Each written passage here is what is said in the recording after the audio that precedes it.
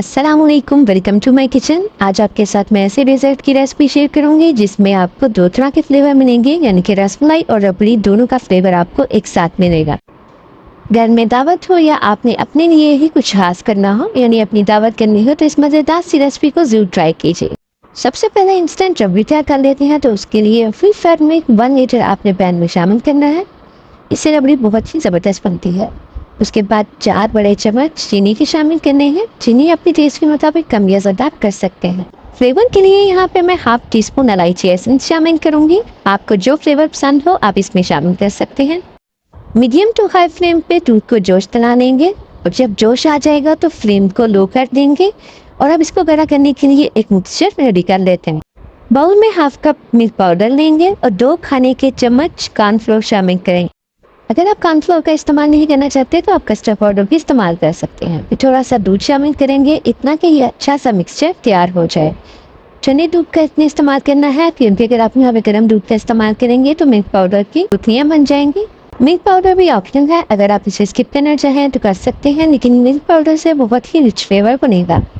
रबड़ी जो हम रेडी कर रहे हैं उसमें रिच फ्लेवर देना हो तो आप मिल्क पाउडर का इस्तेमाल करें। तो यहाँ पे बहुत अच्छा सा ये मिक्स हो चुका है, कोई गम्स बाकी नहीं है। और दूध को भी यहाँ पे पकते हुए 5 से 7 मिनट हो चुके हैं। तो बस जो हमने मिक्सचर रेडी किया है वो चम्मच चलाते हुए इसमें शामिल करते जाएंगे ताकि कोई गुठली ना बने। और मीडियम फ्लेम पे हम इसे कुक करेंगे जब तक कि थोड़ा सा गाढ़ा नहीं हो जाता या फिर दूध में एक क्रीमी सा टेक्सचर नहीं बन जाता। और यहाँ पे इसे पकते हुए तकरीबन 10 से 12 मिनट हो चुके हैं। मीडियम फ्लेम पे मैंने इसको कुक किया है और यहाँ पे आप देख सकते हैं बस इतना ही हमें इसका टेक्सचर चाहिए, क्योंकि ठंडा होने के बाद ये मज़ीद गाढ़ा हो जाएगा। और आपने इसको चम्मच चलाते हुए मुसलसल पकाना है ताकि ये लगे नहीं। बस आंच को बंद कर देंगे क्योंकि हमने इसमें ब्रेड को सोक करना है, तो अगर ये ज़्यादा गाढ़ा हो जाएगा तो ब्रेड सूखी रहेगी। और बस इसे ठंडा होने के लिए रख देंगे। और इसके बाद हम ब्रेड के लिए एक स्प्रेड तैयार कर लेते हैं, जिसके लिए एक पैन में हाफ कप मिल्क पाउडर शामिल करेंगे। किसी भी पैन का मिल्क पाउडर इस्तेमाल कर सकते हैं या फिर मैं नीडो का इस्तेमाल कर रही हूँ। अब इसमें ठंडा उबला दूध शामिल करेंगे। यहाँ पे मैंने अंदाजे से दूध डाला है, अब 1/4 कप डालना है। बस इतना दूध डालना है कि ये अच्छे से पाउडर दूध में मिक्स हो जाए। और यहाँ पे अपने ठंडे दूध का ही इस्तेमाल करना है। गर्म में मिल्क पाउडर अच्छे से हल नहीं होगा, अच्छी सी पेस्ट नहीं बनेगी। और मुसलसल चम्मच चलाते हुए हम बस इसको मिक्स कर लेंगे। अब इसमें एक और चीज़ ऐड करेंगे, हाफ कप यहाँ पे मैं घर की मलाई का इस्तेमाल कर रही हूँ। आपके पास अगर नहीं है तो आप मिल्क पैक का इस्तेमाल कर रहे हैं, लेकिन ये मलाई तो हर घर में ही मौजूद होती है जो दूध को ठंडा करने के बाद दूध के ऊपर आती है। मलाई को भी चम्मच चलाते हुए मिल्क पाउडर के मिक्सचर में अच्छे से मिक्स कर लेंगे। ये चीज़ें आपने पहले ही मिक्स करके रखनी है, यानी कि फ्लेम पे लेके जाने से पहले आपने इन तमाम चीज़ों को अच्छे से मिक्स कर लेना है। अब इसमें 2 बड़े चम्मच चीनी की शामिल करेंगे। चीनी आप अपने टेस्ट के मुताबिक कम या ज़्यादा कर सकते हैं। इसके बाद इसमें 1 टेबल स्पून देसी घी, बटर या जो भी आपके पास मौजूद हो वो शामिल करेंगे। अब पैन को गैस के फ्लेम पे रखेंगे, फ्लेम बिल्कुल लो रखेंगे और लो फ्लेम पे चम्मच चलाते हुए मुसलसल कुक करेंगे। 1/4 टीस्पून यहाँ पे इलायची एसेंस का मैंने शामिल किया है ताकि इसमें भी इलायची फ्लेवर आए। पहले ये मिक्सचर लिक्विड फॉर्म में आएगा, जैसे जैसे आप पकाते जाएंगे तो ये थिक होना शुरू हो जाएगा और पैन को छोड़ता जाएगा।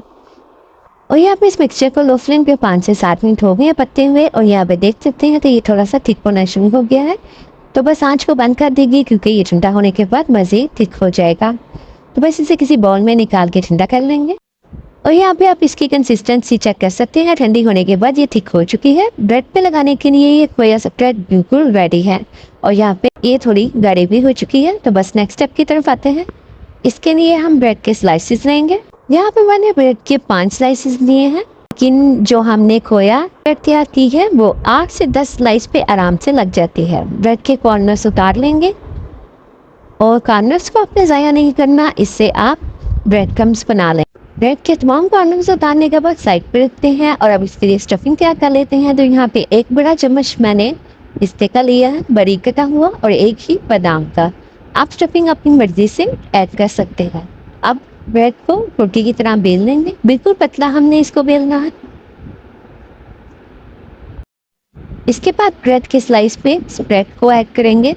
यहाँ पे कोई स्प्रेड आप अपने टेस्ट के मुताबिक कम या ज़्यादा कर सकते हैं।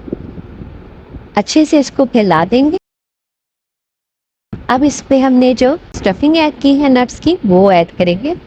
स्लाइस के कॉर्नर को रोल करते हुए दूसरे कॉर्नर से मिला देंगे और ये बहुत आसानी से रोल हो जाएगा और जुड़ भी जाएगा, क्योंकि जो हमने स्प्रेड लगाई है उसकी वजह से ये जुड़ेगा। और यहाँ पे ये रोल तैयार है। इसी तरह मैं तमाम मलाई रोल तैयार कर लूँगी। और मलाई रोल की स्टफिंग में अगर आपको नट्स नहीं पसंद या आप इसको ऐड नहीं करना चाहते तो आप इसको स्किप भी कर सकते हैं, लेकिन नट्स हर बाइट में ज़बरदस्त फ्लेवर थे।